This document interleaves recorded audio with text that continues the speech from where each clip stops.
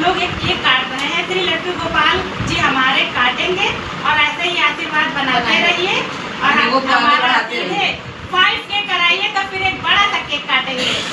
आप लोग ऐसे ही साथ देते रहिएगा तो एक दिन वो भी आएगा, हम लोग बड़ा सा केक काटेंगे। आप लोग सपोर्ट करते रहिए ताकि हम आगे जल्दी से जल्दी बढ़ें। ऐसे सपोर्ट धन्यवाद, ऐसे ही सपोर्ट करिएगा। राधे राधे। राधे राधे।